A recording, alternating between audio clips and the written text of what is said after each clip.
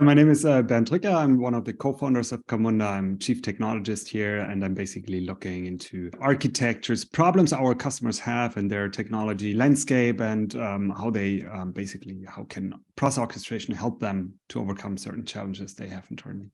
My name's Mo. I'm the VP of Product Management here at Camunda. I look after the product management team, working very closely with all of our customers and our community members, trying to understand what are the best problems that we can solve to help orchestrate projects.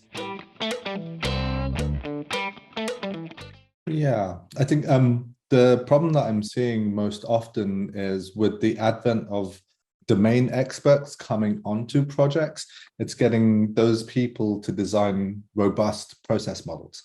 And so how do you assist those types of personas to create thoughtful models, and then looking at the iterations with those types of personas and developers in order to iterate towards good solutions.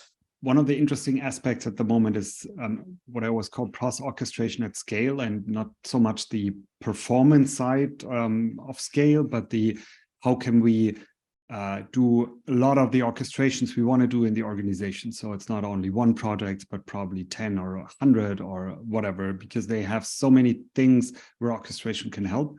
And there are a lot of these questions around that, making the platform available easily, making whatever governance, deployment updates, and these kind of things much easier than it was in the past. And that changes like the whole software development lifecycle a little bit. And we are also seeing how software is developed is changed anyway in the industry, like overall. So the whole how we can develop software changes, that also has an influence on how a software developer looks like in a way, and how we want to develop software in the future. And that also influences how process orchestration is shaped in a way. And I find that very fascinating.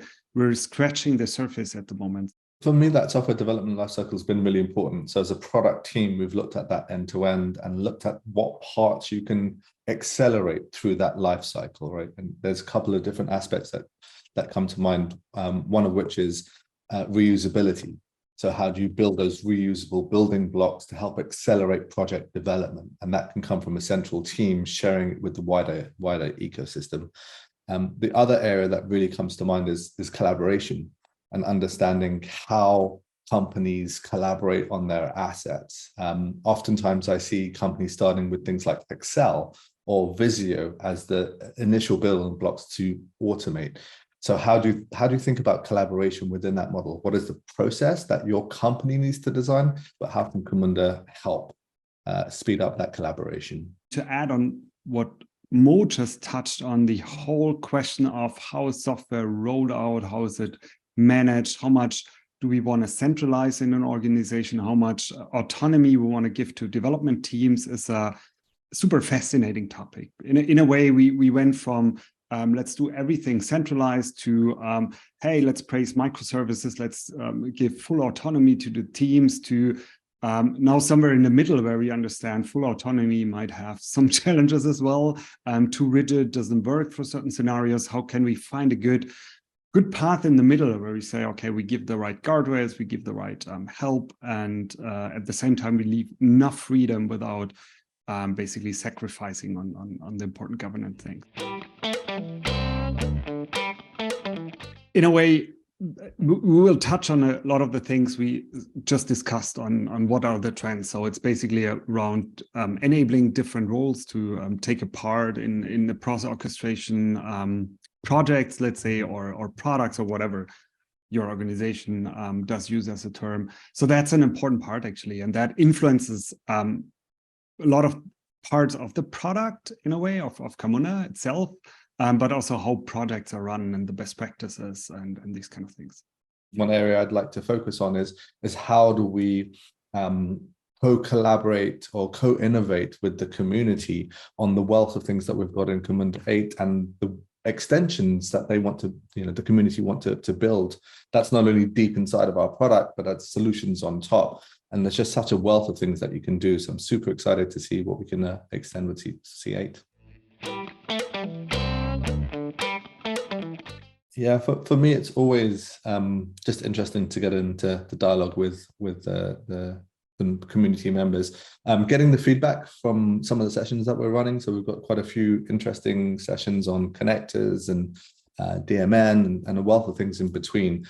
So understanding how that resonates with the community, but also looking at what are the future ways they're looking to build on top of our product.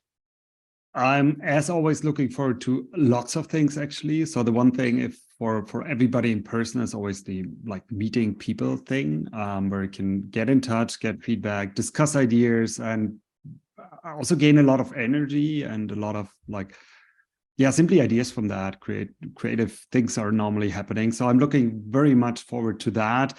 As part of that, also the unconferences are kind of a favorite thing for me, because especially if you're in person, I think that's one of the best formats, because it facilitates collaboration and open discussion a lot. You get inspired by something you see, you probably are there, you have an evening, you lock yourself in, probably just developing a quick prototype, getting into hacking something away. And that's definitely a thing for Community Summit.